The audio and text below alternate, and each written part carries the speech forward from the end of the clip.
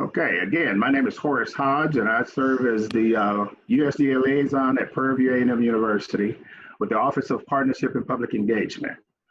Welcome to our first breakout session. This is the agriculture breakout session, and we have some good presentations ahead of us. We're going to go ahead and get started. Again, for those that might be just joining us, this session is being recorded. If you have questions, you would put those in the chat box and we will get those questions answered and get you back to you with those answers. And also, those links will be provided, and SRDC, or our Rural Development Center partner, will give some instructions also during the closing sessions for that. So just wanted to remind you of that. At this time, if all of our presenters are here, we're going to go ahead and get started. You've heard from this gentleman earlier in the general session, perhaps if you were on at that time, Mr. Eddie Trevino. He is representing the Farm Service Agency, and I will ask him if he's ready. You can go ahead and start the presentation, and you can give me the cue when you are ready, Mr. Trevino. Okay, very good. Thank you, Mr. Hodge. I'm ready. Well, good morning, everyone. For those of you that were at the introductory session, hello again. And for those of you that weren't, my name is Eddie Trevino. I serve as the Executive Officer for the Farm Service Agency here in College Station, Texas. A little bit about the Farm Service Agency. If you're not very familiar with the agency, it's an agency of the U.S. Department of Agriculture that implements agricultural policy, administers credit and loan programs, and manages conservation, commodity, disaster, and farm marketing programs through a national network of offices. In Texas, we have 173 county offices that serve the 254 counties in Texas. Obviously, the agency has several programs in support of agriculture, but today we want to focus on two of the main programs. One of those being the Coronavirus Food Assistance Program, which we call CFAP for short. And then we also want to talk a little bit about the Farm Loan Program availability and some flexibilities that have been enacted as a result of this pandemic. The CFAP was part of the CARES Act that was signed into law back in March of this year. We realized that the COVID-19 pandemic has impacted our country in ways we could never have imagined. The CFAP provides vital financial assistance to producers of agricultural commodities, with financial assistance that gives them the ability to absorb sales losses and increased marketing costs associated with the COVID-19 pandemic. Now, the Farm Loan Program has been around for many years. Obviously, with the flexibilities I'll talk a little bit about towards the end of our presentation, that program is still available to eligible producers that are unable to obtain credit elsewhere. Next slide. So the CFAP program, the goal of the CFAP program is to provide relief to our ag producers impacted by COVID-19. Although today we're going to cover the basics of this program, it may cause more questions by the time I'm finished. But just know that we'll provide you those resources of where to go to find help. One of those being farmers.gov, and you'll see some references to that along my presentation. But the COVID-19 pandemic impacted farming and ranching operations in many ways, and CFAP addresses two challenges from the coronavirus, and that's price declines and supply chain disruption. The pandemic caused a decline in demand for some commodities and affected the market supply chain of others. Some producers may have had challenges in getting products to market before they spoiled, had to dump milk as a result of canceled contracts, or were affected by schools and restaurant closings. CFAP also provides relief through direct payments and will cover a portion of the impact on farmers and ranchers. But please know that FSA is working very quickly to provide assistance with completing the CFAP applications, and we're working to process applications and issue payments as quickly as possible. Now, to ensure funds are available to as many producers as possible, producers whose applications are approved will receive 80% of their maximum total payment now, up to the program payment limit. And we'll talk about that a little bit later. And any additional payment amounts will be determined by the Secretary and announced at a later date. Okay, next slide. To share some general program information before we get into some details, we're accepting applications now through August 28, 2020. Applications are being processed as they are signed by the producer, which means that FSA will consider each application for approval as it comes in. And if an application is approved, FSA will process the payment even if it is before the end of the sign-up period, okay? So because FSA is working to ensure producers receive relief as soon as possible, FSA will not require, I say again, FSA will not require documentation for the losses producers report on their CFAP application. Now, I'll talk a little bit about that a little bit more here in a little bit, but hang on to that. Producers will self-certify that this information is accurate. However, producers should collect any documentation they have and save it for 3 years, as documentation will be required when USDA performs a spot check, or for certain commodities, the local FSA county committee may request to see documentation, okay? So once an application has been submitted, any outstanding forms or issues regarding eligibility for applicants will need to be resolved within 60 days from the date the application is signed.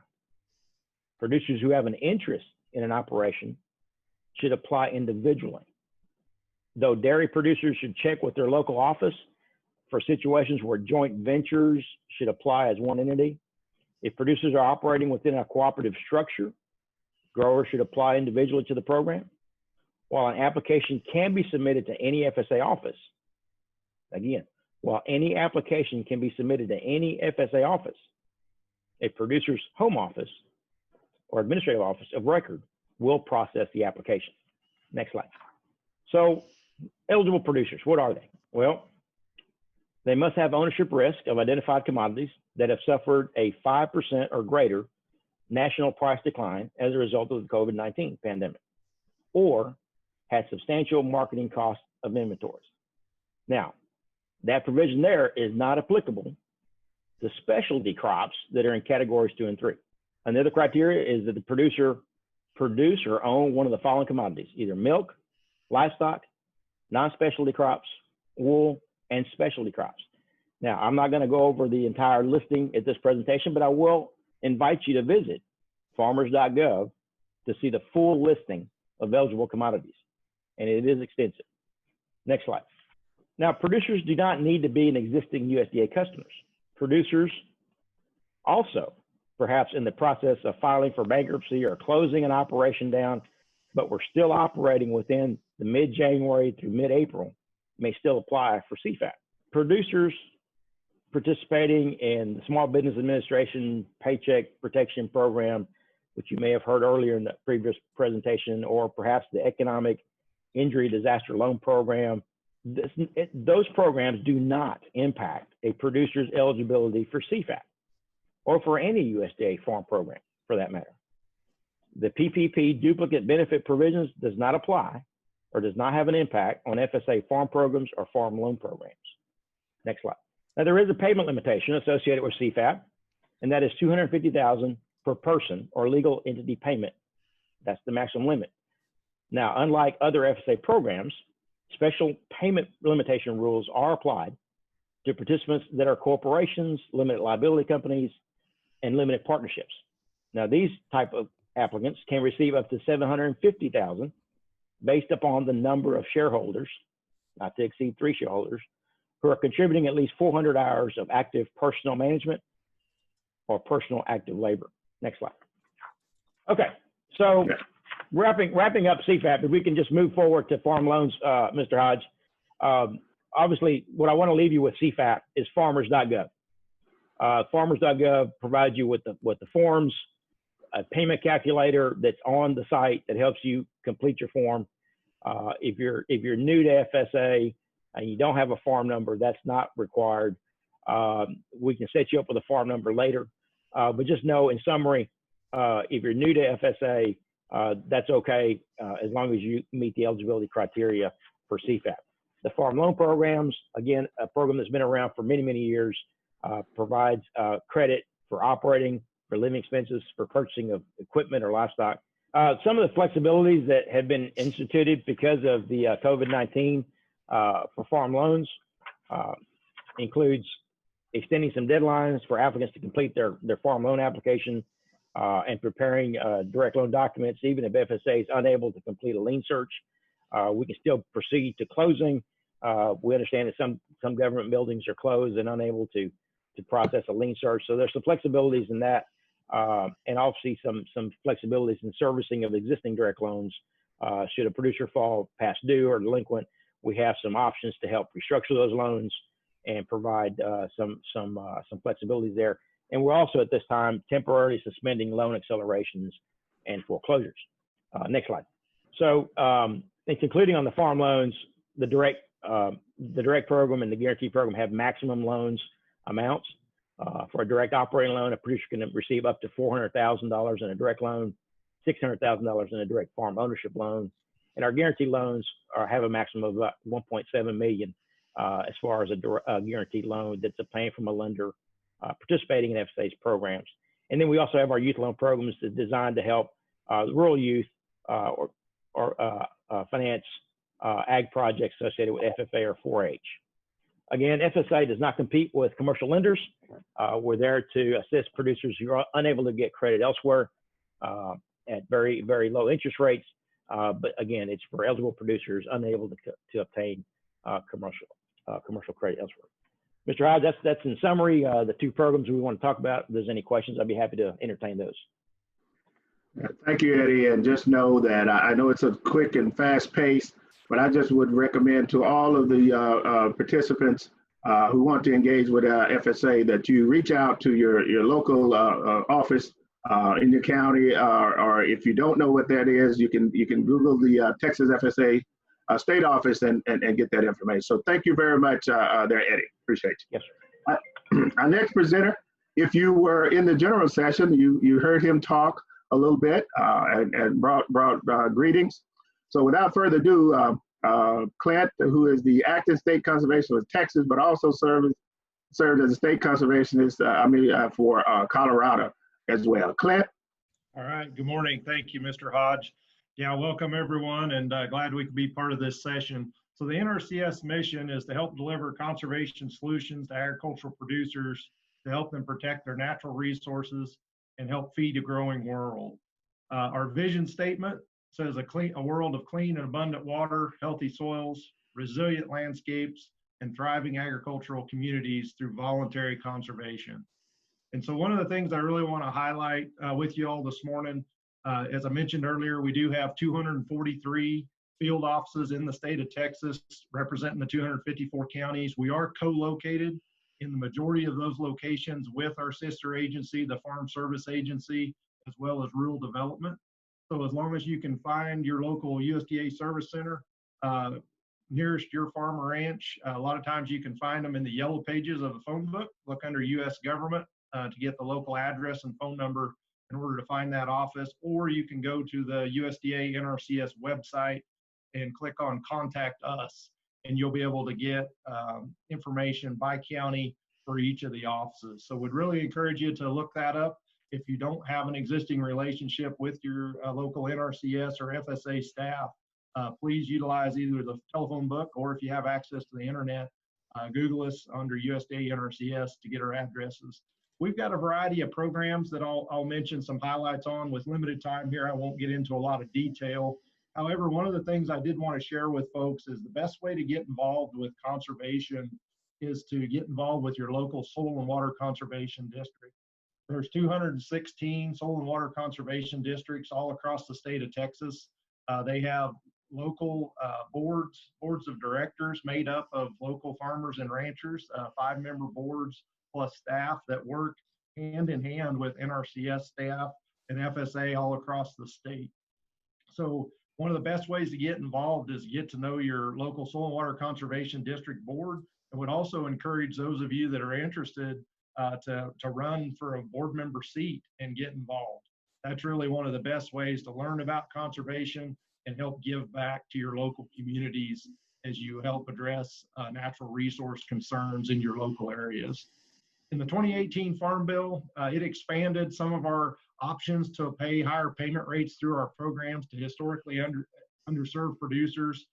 Historically underserved producers includes a number of groups in socially disadvantaged populations, beginning farmers, limited resource farmers and ranchers, as well as veteran farmers and ranchers. So through through those additional Farm Bill provisions, it allows for higher payment rates through our programs, as well as in some cases, some additional ranking criteria or points. The Environmental Quality Incentive Program is our flagship program for conservation. That's where our staff and soil and water conservation districts work with private farmers and ranchers, as well as forest owners, to assess and treat natural resource concerns out there on their land that they may own or operate via lease. So if you're interested in signing up for the EQIP program, please reach out to your local NRCS office, get to know the staff there. Conservation is all about relationships. So I'd encourage you to build relationships with your local Soil and Water Conservation District board and staff, as well as the NRCS staff. Talk with them, have them walk on the land with you, assess your resource issues, tell them what your concerns and goals are, and develop a thorough conservation plan. That conservation plan is really going to be the basis for what programs might best fit your operation and how we might be able to help you achieve your goals out there on your farm or ranch or in your forest lands in order to treat those resource concerns.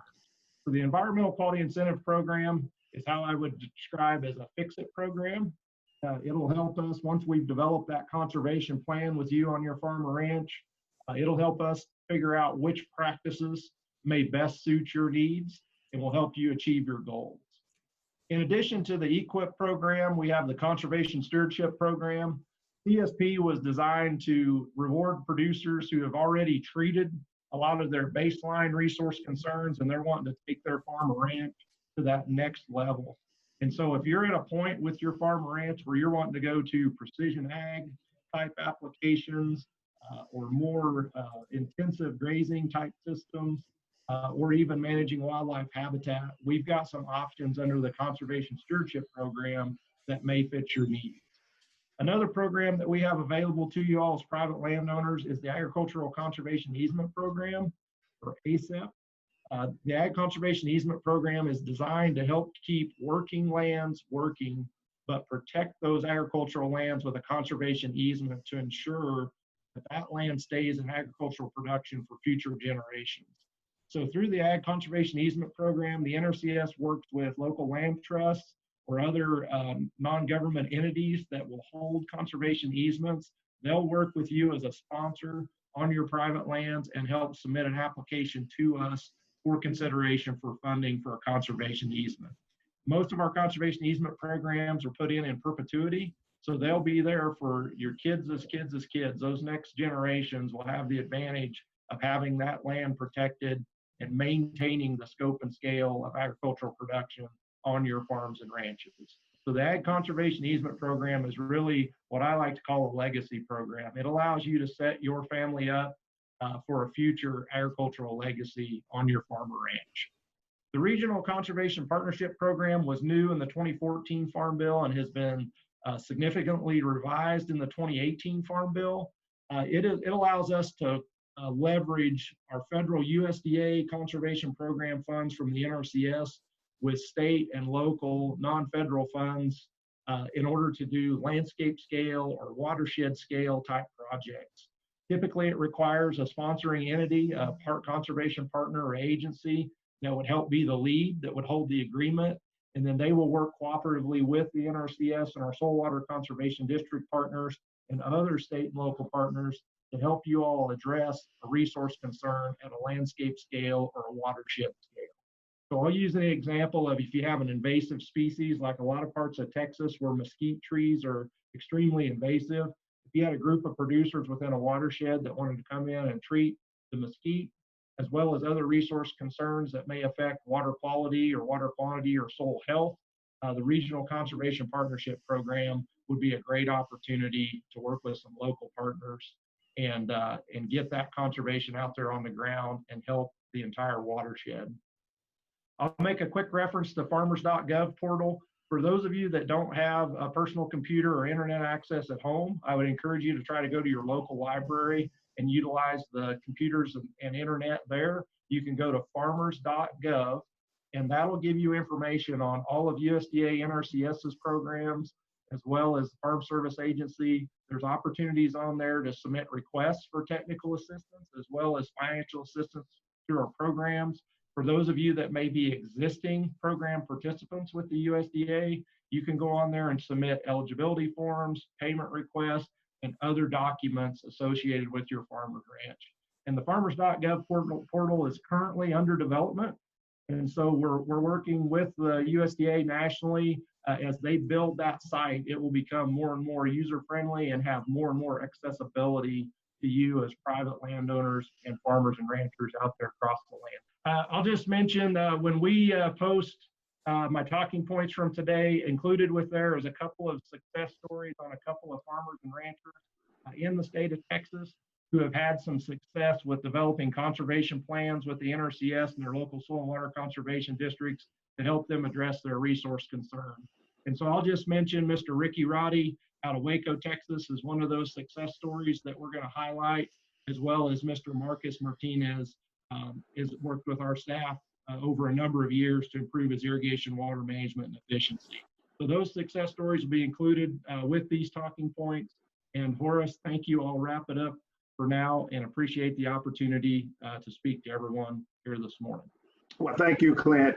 Certainly, I know it's here again. I know it's fast paced and a lot to cover. I think the one takeaway from your presentation, as I told you before, I work for the Soil Conservation Service, now the Natural Resources. And one of the things that we always try to get new producers, some of the ones that have been working with NRCS for a while, is to either get your new conservation plan or perhaps even come in and let us revise your existing conservation plan to meet your new goals and objectives. So if you're a participant out there and you really want to learn, and that's a free service to you, that someone will go out and go over your land with you and help you provide technical information that you can make an informed decision about your operation. So thank you very much, Clint.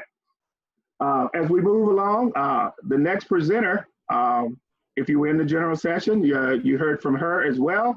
I won't go over her bio anymore, except to tell you that she is Mrs. Jackie Davis Slay, and she is the Deputy Director of the Office of Partnership and Public Engagement. Jackie? And my picture didn't pop up, so I apologize for that. I don't think my camera is working on this computer. Again, thank you for that, Horace, and thank you, Clint. Good to see you. It's been a while. Again, my name is Jacqueline Davis, and I'm the Deputy Director for the Office of Partnerships and Public Engagement. And I'm here to talk about the Community Prosperity Funding Opportunity Announcement. But I do want to mention that our office, the Office of Partnership and Public Engagement, is here to serve you all, our customers. We are that lead outreach and partnership office for the Department of Agriculture.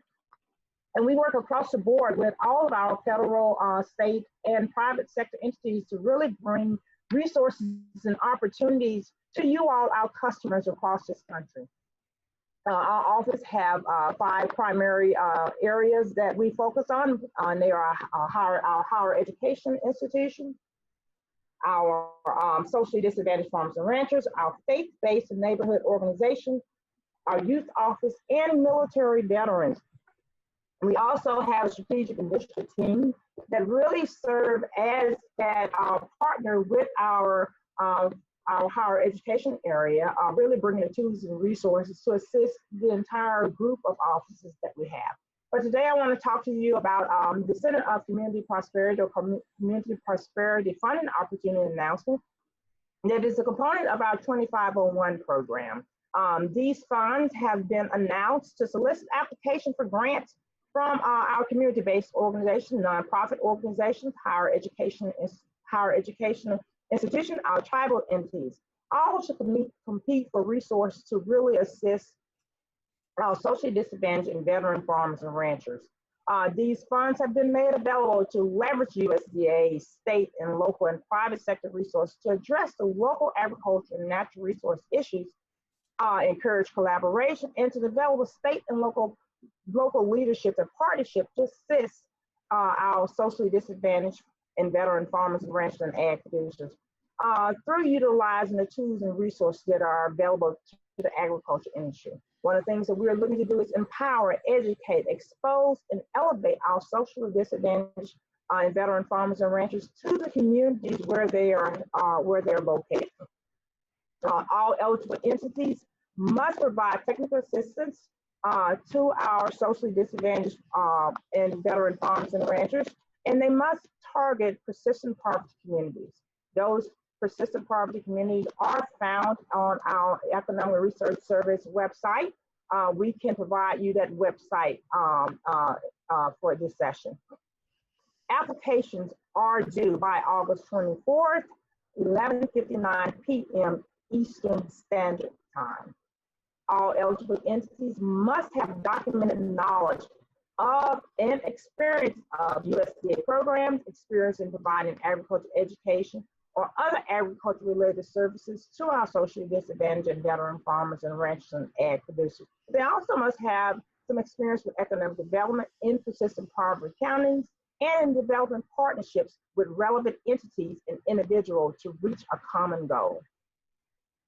Some of the things that funds cannot be used for, they can't be used for planning, repairs, rehabilitation, acquisition, construction of buildings or facilities, startup or financing costs for businesses or for an organization, capacity building, small agricultural loans for individual farmers, or even incentives or to incentivize individuals to attend an event.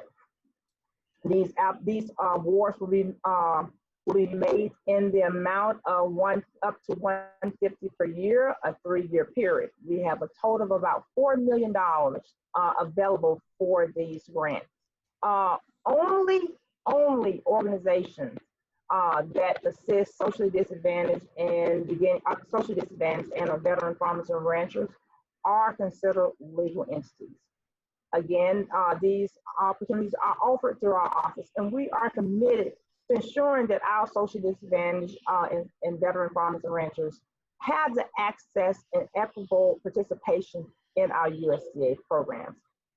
With these funds, organizations must establish partnerships to provide local agriculture education and training, extend outreach efforts to connect with and assist local socially disadvantaged veteran farmers and ranchers and ag producers to provide them with the information on available programs at USDA. We're only accepting one proposal per organization. Eligible entities, they may compete for funding on projects that provide outreach, education, training in ag, conservation, agribusiness, forestry, with a focus on economic and workforce development, innovation and technology, quality of life through our agriculture industry. These eligible entities, if they are awarded, they must work closely with the Office of Partnership and Public Engagement, USDA liaisons, and State Food and Agriculture Council, really to coordinate outreach and training events for our socially disadvantaged farmers and ranchers. Through these approved grants, organizations will assist persistent poverty, socially disadvantaged farmers and ranchers in developing partnerships and strategies to those self-identified challenges and issues. We're looking for them to enhance coordination and collaboration through outreach, education, and training, educate those persistent poverty, socially disadvantaged farmers and ranchers, assist those farmers and ranchers and become economically sustainable through a locally driven bottom-up process. We're also looking to assist the disadvantaged farmers and ranchers in these persistent poverty communities in building and strengthening their access to USDA programmatic services and opportunities. We're looking to improve natural resources. We're looking to increase ag producers. We're looking to improve environmental and economic status of working land. You also must create a local prosperity council. An example of a council or the entities that are involved in are found on our website. And you must develop a plan to create sustainable communities that address self-identified challenges through the agriculture industry with the socially disadvantaged farmers and ranchers. So you must address 5 of these 8 priority areas when you're competing for these funds. You must look to increase access to USDA program. You can look at a resolution of heirs poverty, improve financial literacy, increase or retain new entrepreneurs and agriculture industries for farmers and ranchers, improve their knowledge of agribusiness and understanding, promotion of our USDA program service, to build capacity to promote economic and workforce innovation and technology through our ag industry, increase knowledge of agriculture and natural resources, and increase use and implementation of some of our conservation practices. Again, those persistent poverty counties can be found on the Economic Resource Service website. We will provide that website to you. And an example of what we consider a local prosperity council is also found on our website. We are looking for major outputs and impacts, really to assist our socially disadvantaged farmers. We're looking to increase the numbers of limited resources. We're looking to really improve their sustainability, and we're really looking to expose them to those communities where they're located and expose those communities to them to really broaden the reach of agriculture in those areas, utilizing our social distancing farmers and ranchers. Thank you, Mr. Hodge. I think I was within time. Thank you, Jackie. I appreciate that information. I know that this is a segment out of the 2501 program, and I know participants will look to learn more about how they can access those funds. So thank you very, very, very, very much. Our next presenter, many of you may know her. She's been in the trenches a long time in terms of the Social Disadvantage Program, or affectionately known as the 2501 program. We'll hope that you will listen carefully, and she will give you the insights on the program as it relates to socially disadvantaged farmers and ranchers. So it is none other than Miss Kenya Nicholas. Kenya? Thank you, Horace, for that wonderful introduction, and for putting on such a great event today. So we all thank you. There's a lot of information being shared, and it's a great segue from Jackie's presentation on the Centers of Community Prosperity. We at OPPE are doing a lot to assist our socially disadvantaged farmers and ranchers, and a lot of you may know about the 2501 program.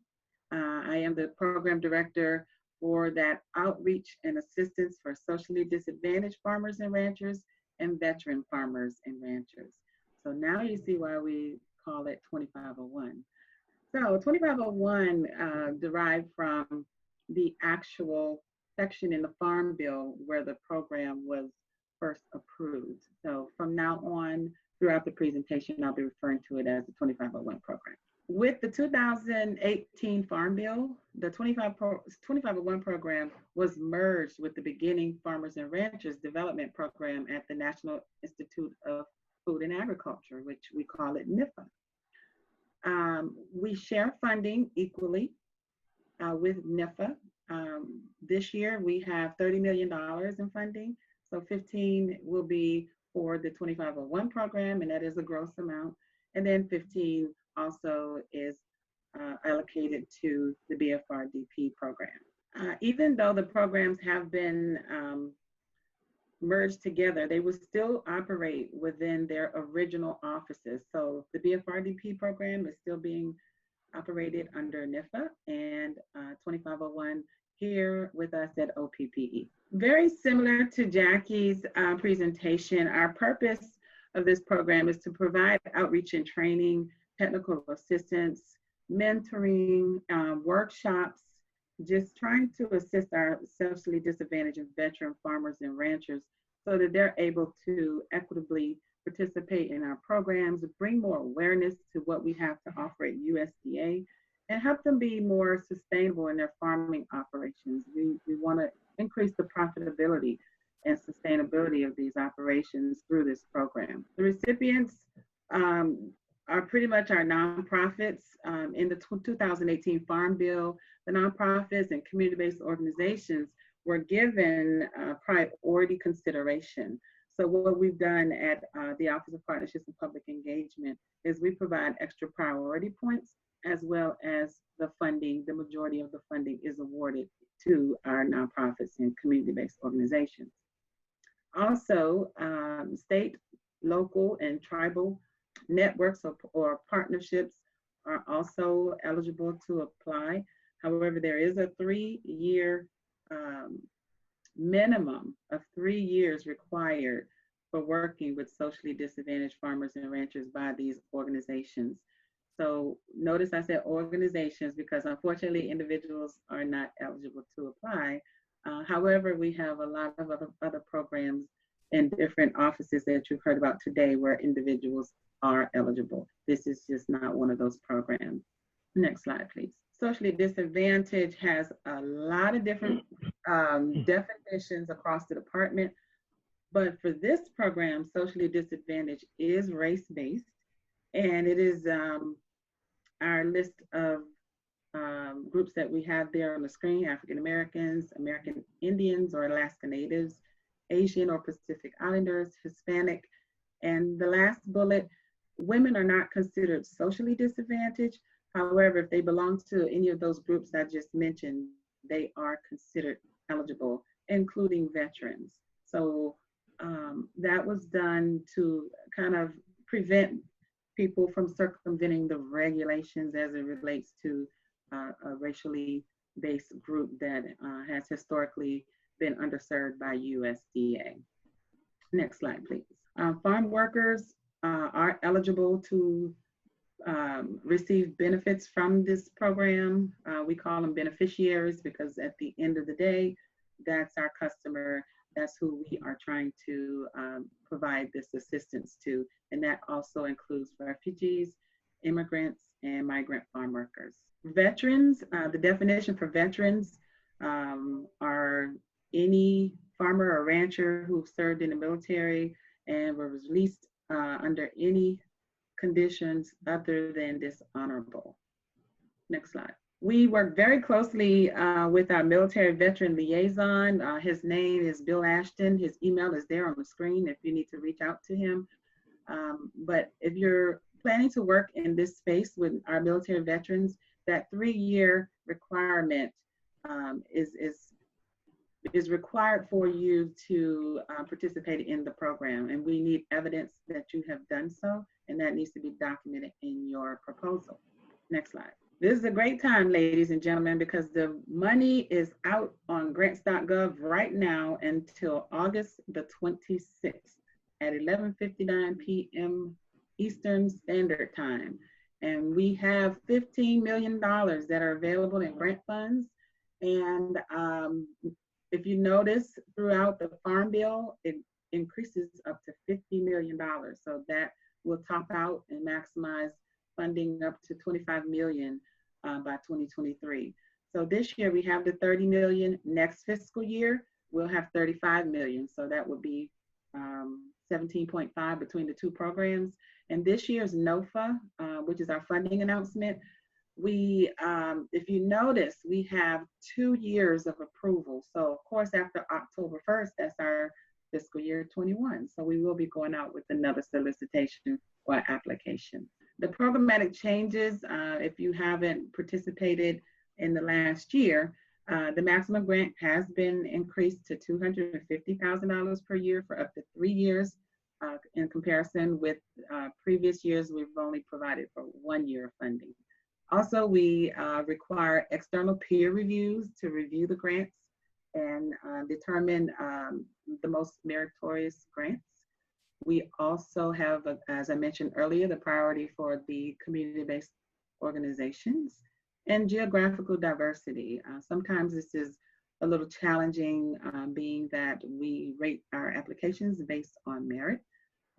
However, we make every effort for geographical diversity because 15 million gross, I might add, doesn't go far when you're servicing the entire country. So the last is stakeholder feedback. Normally we have a 2501 annual symposium. We are scheduling that for the end of September, but due to the coronavirus, we have not announced it yet. So that is one avenue we provide stakeholder feedback, but we can also receive that from you via email at our 2501 grants@usda.gov. That's 2501 grants.usda.gov. So current awardees, if you are currently in a grant with us, you only have an opportunity to apply if this is your last year of your grant. However, if you got a multi-year grant last year, then you may not submit another proposal. If you have questions on that, please give us an email, 2501grants at usda.gov, and we'll be happy to sit down with you. Again, as I mentioned, we have an independent peer review process. We're selecting reviewers now for this year. And if you're interested, please send your resume to us for next fiscal year, which again is only months away, at 2501grants@usda.gov. We talked about that briefly. Next slide. Resources, if you are interested in applying and you're looking for some information on the program, that's our website there. We have a list of all of our funded projects over the last 10 years. Also, someone mentioned earlier about the farm answers and farmers.gov. I highly encourage you to utilize those resources. Just a couple strategies for better serving our socially disadvantaged farmers and ranchers. Just a couple pointers there. We talk about observing the cultural norms of the group, engaging on some one-on-one training. I know group trainings are ideal. However, sometimes there are needs that require such, as well as social media, especially now when we're in this COVID-19 environment. And what OPPE stands for. I mean, we're all about partnerships, and we even offer extra points in our grant proposals for partnerships. We offer additional points for working in persistent poverty or opportunity zones. So I encourage you to look us up on grants.gov. The opportunity number is OPPE-014. Next slide. And this is our diagram of our local prosperity councils. I think Jackie kind of went over that earlier, so I won't waste the time on that one, but it is available to you all to view after the slides are all distributed. Next slide. We already talked about the military veteran. Next slide, please. That's also, there's for those that are assisting veterans, that's another resource, the Ag Vets program, and there's our grants.gov page as well. Next slide. Again, the deadline is firm. We're at grants.gov. I encourage you all to go there right away. If you have any questions, there's our email on the screen, and it's been a pleasure speaking with all of you, and I hope you are going to apply for these opportunities today and have a great day. Well, thank you, Kenya. I can tell you that this is one of the signature programs for OPPE, but I can also tell you that it is a signature program for our community-based organizations, our institutions of higher education, and just a wonderful program to do outreach through and help our constituency understand the agriculture sector and how they can receive benefits and more importantly, how they can access USDA programs at large. So thank you very, very, very, very much. At this time, we will go to break.